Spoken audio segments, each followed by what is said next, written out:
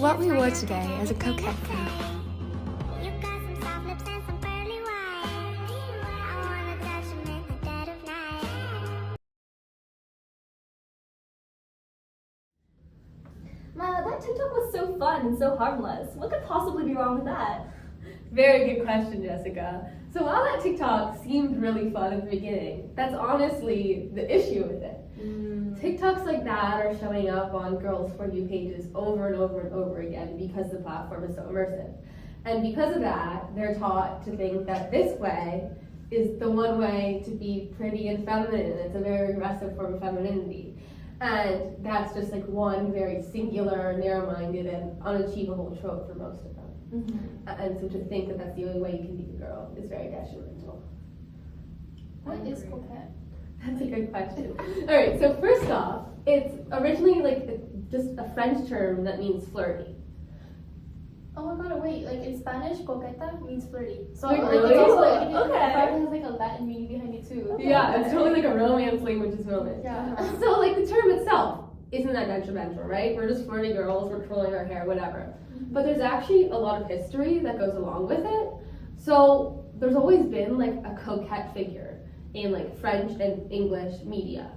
Dating back to like the 1800s, there's always been this like typical girl who flirts with all the men and never really, means to settle down. And this has been just like a very stereotyped figure in the media. Right. And that's pretty bad because it's always been like written by men as a trope. It's never been, I think, a genuine way of showing a woman, being herself and being what she wants to be.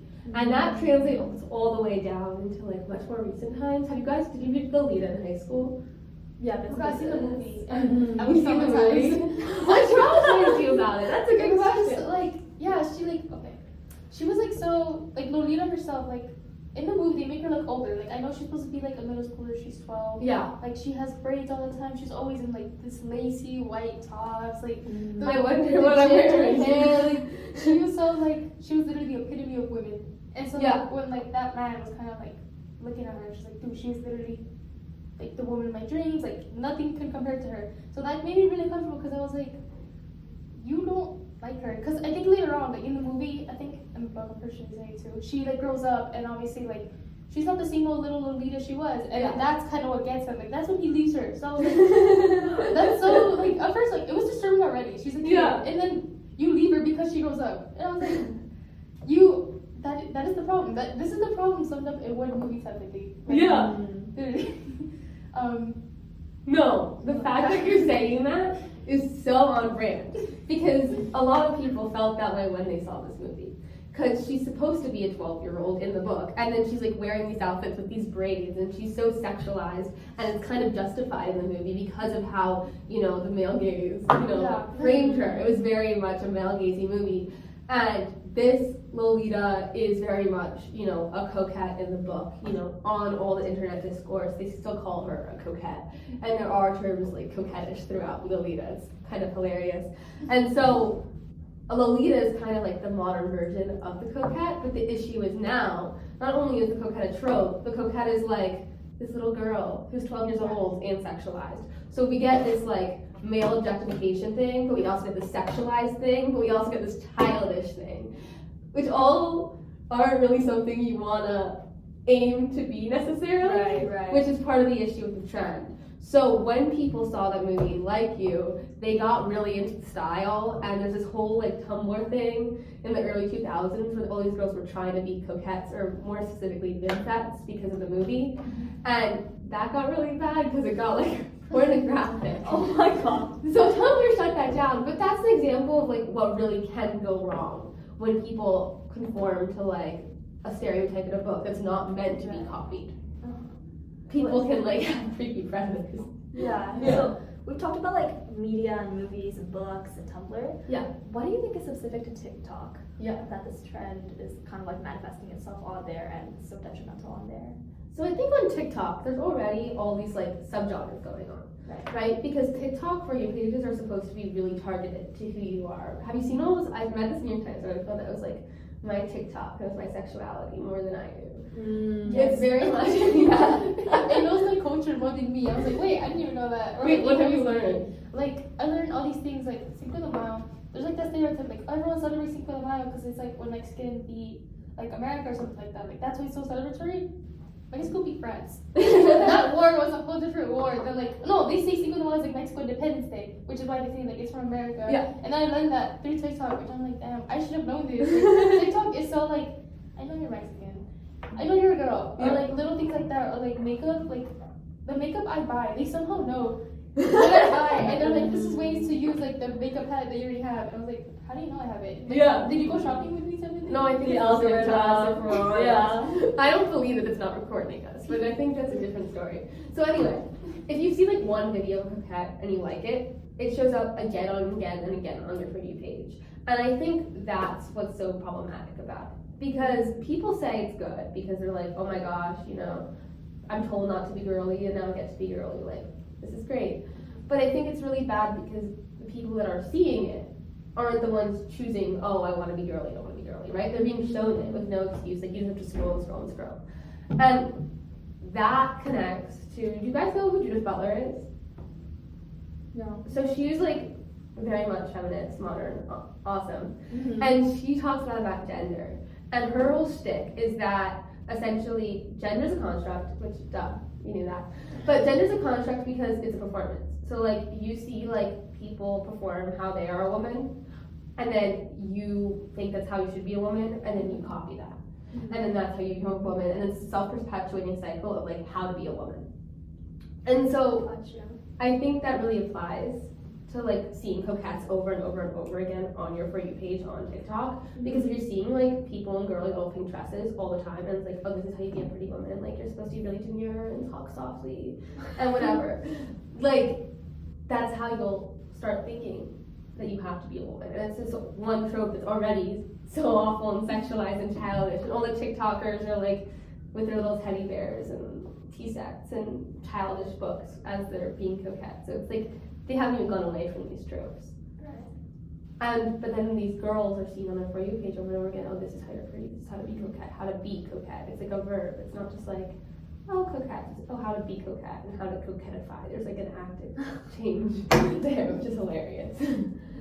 Like TikTok is like every kind of like not decade, I don't see decade because like especially media now it's faster than a decade. Like every like MySpace was like for my parents, no, teens was MySpace. Like right now, like for our generation, it's a lot of TikTok. So obviously like TikTok is like much more like it's easier to like passively scroll on TikTok than it was to like to MySpace back in the day. So like your consumption of media and like everything going on in the world, or like how you should like be like going through TikTok just in 5 minutes, I can learn about the news, what's wrong with me, how I need to dress, what new recipes like on the market, like all these like new things. So like TikTok is kind of like fast pass to like all these like bad things. So like we know like all these things can eventually happen, but TikTok it just speeds it up like 10 times faster type of thing. Totally.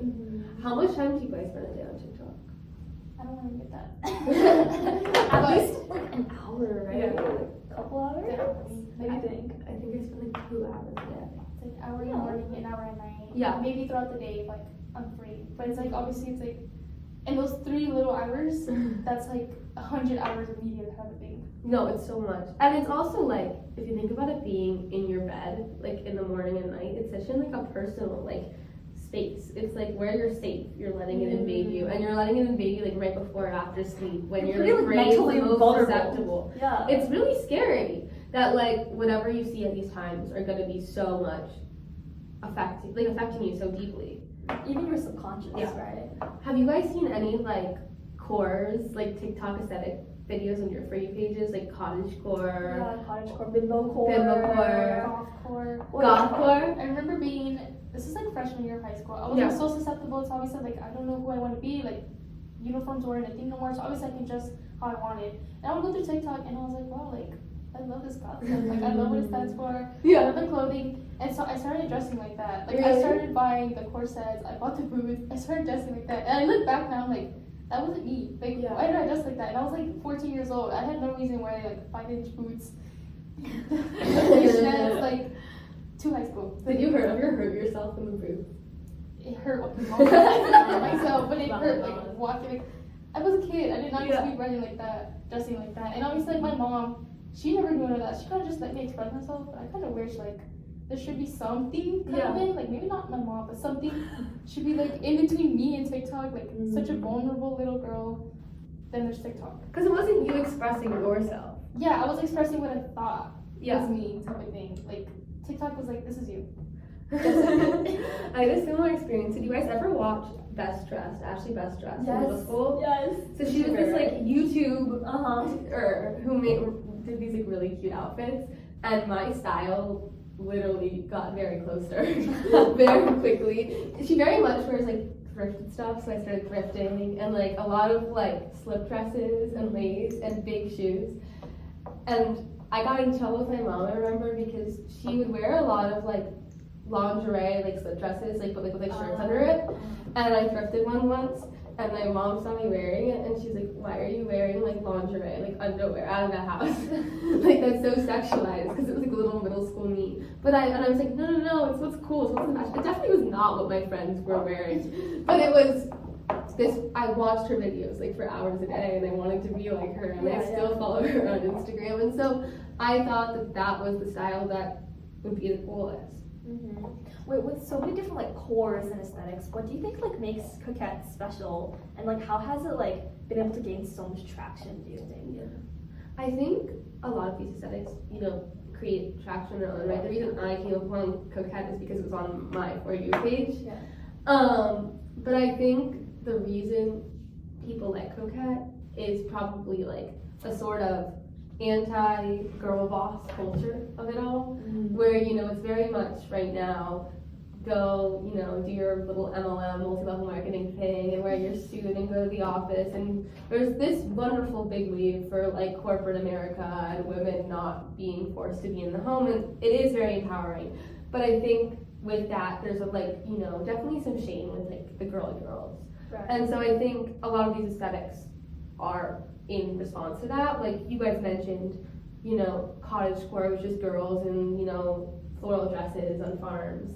Or, bimbo core, which is girls in like Barbie, Elle Woods, like neon pink, and, like brass tank tops.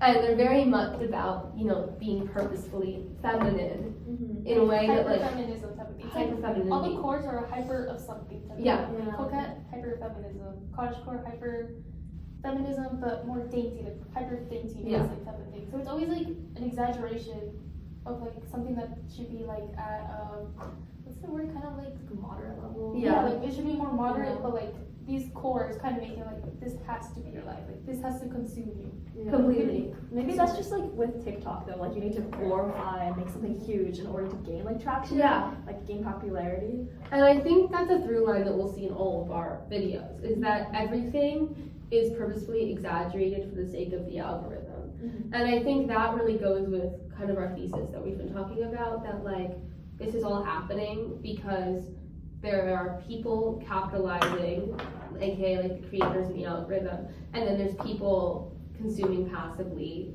with like the viewers. Mm-hmm. And because of this, if you make something that's really controversial, you're gonna get famous, and then you're gonna, a lot of people are gonna watch it because the algorithm's gonna push it out, and that's gonna give you money, and then viewers are gonna take this really controversial, exaggerated thing as the norm because they're seeing it again and again on their For You page.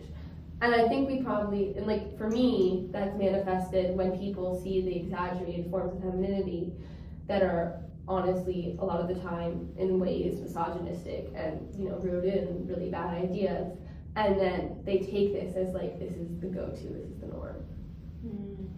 Do you think that there's like a healthy way to adopt an aesthetic then? Because like, in the Yeah. beginning we were talking about how like, it could just like be fun to dress up and express femininity in any way. Yeah. I guess definitely like at a moderate level, kind of like goes back to like, in moderation. Like in moderation, nothing really is bad. But obviously, like in excessivity, everything ends up being bad. Like these cores are obviously like excessive, and like the TikTok algorithm, something has to be excessive. Yeah.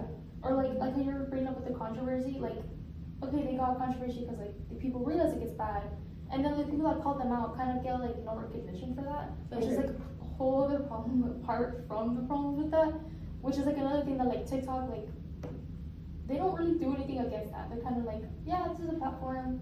They kind of just have no control over it. But something that they have control, obviously. Like TikTok, I think they have this like new thing where like they can limit your screen time. Oh, They can, like, really? block There's also like users. parent controls, like you can Yeah. like filter for what you want your child But to like, see. Yeah. TikTok doesn't like kind of blur out like the content that's actually out there. They can like block out like how long you can be on TikTok, but they won't tell you like what really is bad out there. Like I think Instagram recently adopted the like what if it's false? Remember? I don't know if you guys see it. Like when someone Like the posts fake news stuff. Yes, the okay, fake news okay, stuff. I feel like gotcha. TikTok should kind of have like a little warning, or like certain content creators should add like, by the way, like taking part of coquette core like shouldn't take consume your life. Like guys, like this is just social media. Like at the end of the day, it literally just is social media. Yeah. Yeah. It's not real life. Which obviously like you can take part of coquette core, but it's not like don't look to it. But also like they don't know how else like to compare it to. Like they see social media users, they're like, oh look, but their whole life is coquette core. Yeah. But, like, do they know it's their whole life? It's like a 10-second video out of like 24 hours in a day, 365 days a year type of thing. So Yeah. I guess there is, but there isn't. That's another whole problem. I agree. Like I think the style, like you can totally dress this way. I wore this dress today, and I wore essentially that outfit that you're wearing right now yesterday. It's a different pump. But I think the issue isn't like dressing that way. I think the issue is like promoting dressing that way on these apps. And I think you're allowed to have a style, but I think like the fact that these creators like make it their whole personality, like you said, is the issue. And then that it shows up so much on people's For You pages. You're pretty comprehensive. On the next episode, we'll learn about other issues when people capitalize too far on TikTok. That's good. Woo!